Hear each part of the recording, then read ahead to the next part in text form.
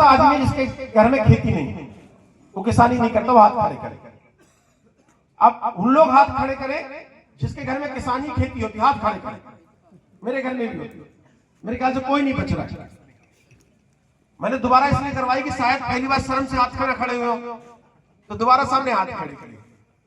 मतलब मैं आपसे बोलना चाहता हूं कि जो हमारे पूर्व मुख्यमंत्री उत्तर प्रदेश के, राज्यपाल राजस्थान के, हमारे समाज के सबसे अधिक प्रणेता व्यक्ति जो वर्तमान में थे, इनको हमने आंखों से देखा है। एक प्रतिभा सम्मान जो हमने आयोजित किया था, आलोक ने आयोजित किया दिल्ली में, उसी में वो मुख्य अतिथि थे। उन्होंने जो बोला, मैंने आंखों से कानून सुनाऊं साथ में खड़े होकर। जब मैंने उनके इतिहास का अध्ययन किया, बच्चे ध्यान से सुनना, इतिहास का अध्ययन किया, तो मुझे मालूम है कि ऐसे गांव में पैदा हुए जहां बिजली भी नहीं थी, सड़कें नहीं थी, पानी नहीं थी, कुछ नहीं था, घर भी कभी नहीं था।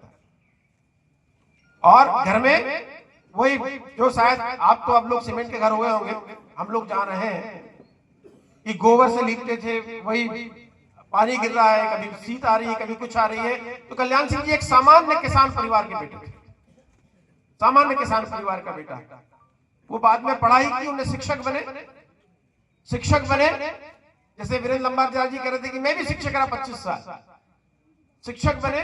और शिक्षक बनने के बाद वो लगातार प्रयास करते रहे और आज एक समय वो मुख्यमंत्री बने, राज्यपाल बने। ये तीन लोगों को मैंने इसलिए बुलाया है।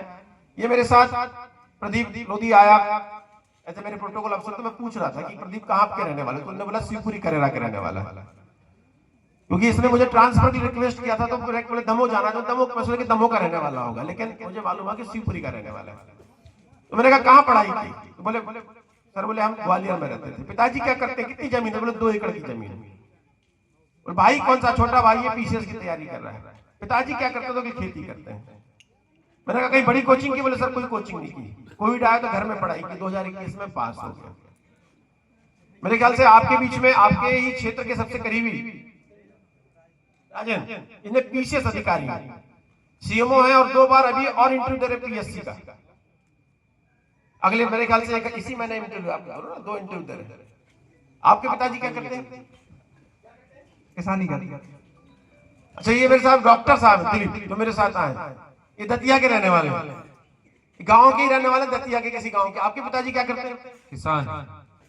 मतलब एक डॉक्टर है, एक पीसीएस अधिकारी है, एक एसएससी का अधिकारी। एसएससी के इसलिए बुलाया कि 2-3 बच्चियां बोली हम एसएससी करने वाले हैं, आपके सामने खड़े, और मैं यूपीएससी का आदमी, मैं भी इस लाइन पे खड़ा हो जाऊं।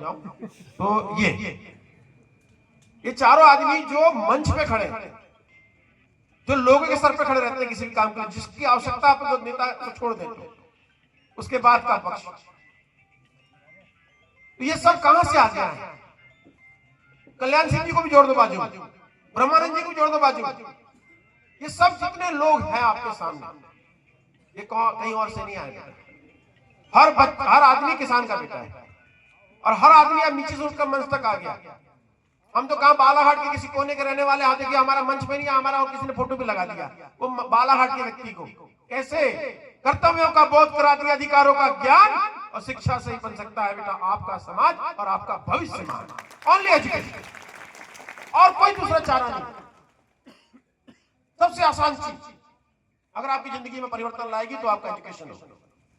और एजुकेशन का मतलब यह नहीं होता कि पढ़ लिख के अधिकारी कर्मचारी बन गए, अपने आप को बनाने लायक है। हम आगे क्या करने वाले हैं उसकी सोच पैदा करो। अगर ये खेत में लगाना है, कैसे इसका आउटपुट निकलेगा, उसकी सोच पैदा करो। इसीलिए हमने आलोक का निर्माण किया। अभी मैं सत्यन जी के साथ आ रहा था, तो मैं यही बात कर रहा था कि अभी तक हमने कई सारे काम किए। हमने समाज के एकत्रित किया, समाज से आंदोलन किया, समाज से परिचय सम्मेलन किया, समाज से रैली निकाली। ये एक पार्ट था समाज के विकास में, इसका भी बड़ा महत्व है। लेकिन वही दूसरा महत्व होता है समाज की नींव को मजबूत करना, जीव को समाज के अंदर से मजबूत करना। वो कब मजबूत होगा, समाज अंदर से कब मजबूत होगा, जब समाज में कॉन्फिडेंस आएगा। समाज में कॉन्फिडेंस कैसे आएगा, जब पद, पावर, सत्ता और पैसा आएगा। और पद, पावर, सत्ता, पैसा सबसे कैसे आता है, तो राजनीति से आता है। लेकिन मैं देखता हूं कि राजनीति से कितने लोग आ सकते हैं। वीरेंद्र जी के पिताजी आ गए, वीरेंद्र जी आ गए, यहाँ पे कितने विधायक, कितने सांसद आ सकते हैं, राहुल जी आ गए, कितने सांसद बना सकते हो। लेकिन मैं ये गारंटी कहता हूं कि आप यदि पढ़ाई करेगा ना, एक ही जगह से, जहां से लंबरदार जी आए, वीरेंद्र जी आए, एक ही गांव से, पटवारी पैदा कर दोगे, कहीं तहसीलदार पैदा कर दोगे, कहीं एसपी कलेक्टर पैदा कर दोगे। सबसे पावरफुल राजनीति है, लेकिन उसके एक राजनीति मात्र से सामाजिक विकास नहीं हो सकता, उसके साथ साथ अन्य क्षेत्रों का भी विकास करना पड़ेगा।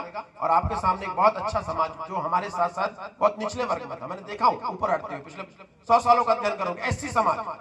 आप देखिए, आप ही लोग कहीं काम करते होंगे, शायद वो आपके साथ काम भी नहीं करते होंगे। सन 80 की बात बताऊं मैं, एससी समाज में अंबेडकर जी ने काम किया और उन्होंने शिक्षा को फोकस किया, क्योंकि आरक्षण हमारे यहाँ एजुकेशन के अलावा थोड़ी बहुत राजनीति बाकी नहीं है। समाज को एजुकेशन की ओर ले गया और 80 में जहां पे 1 या 2 एससी समाज का आदमी मिलता था, आज आप किसी भी ऑफिस में काम करो, इतने लोग बैठे हैं, आपसे मैं गारंटी देता हूं 50% लोग उस समाज की उपस्थिति है। और शिक्षित होने के बाद एक के साथ ही आप गलत कर दो, मैंने महाराष्ट्र में देखा है, पूरे लोग आंदोलन करने हो जाते हैं, उनके साथ कोई गलत नहीं कर सकता। क्या चीज, कैसी ताकत, ये ताकत ही है। इसीलिए आलोक पढ़ा लिखा वर्ग जो था, उसने सोचा कि जो वो उसका अनुभव है वो अपने भविष्य के साथ शेयर करे।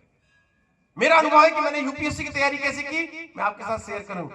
हमारे नारायण जी प्रिंसिपल हैं केंद्रीय विद्यालय के, वहां तक कैसे पहुंचे वो अपना अनुभव आपके साथ शेयर करें। वो हमारे पटेल साहब आए कटनी के, वो अपना अनुभव कैसे शेयर करें। आरएस जी आए, इंजीनियर आए हमारे प्रदेश अध्यक्ष, वो अपना अनुभव शेयर करें। हमारा अनुभव, जैसे आपने भी अनुभव शेयर कर दिया, आप अपना अनुभव शेयर करो, आप अपना अनुभव शेयर करो। जब हम एक दूसरे के साथ अपना अनुभव शेयर करेंगे तो सामाजिक बदलाव आएगा। अब बात आती दूसरी बात, मेरे से किसी ने पूछा बीच में, अभी जबलपुर की बात नहीं, मैंने ना क्या हुआ कि अभी 29 दिसंबर को मेरा बर्थडे था, तो इस बार मैंने अपने पूरे पुराने दोस्तों को इकट्ठा किया, स्कूल के दोस्तों।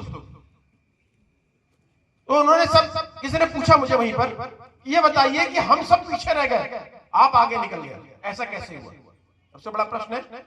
पढ़ते तो सब लोग हैं, टॉपर भी सब बनते हैं, कुछ लोग आगे निकल जाते हैं। तो मैंने अपना अध्ययन शेयर किया, मुझे लगता है आपके काम आएगा, इसलिए मैं आपके साथ शेयर करना चाहता हूं।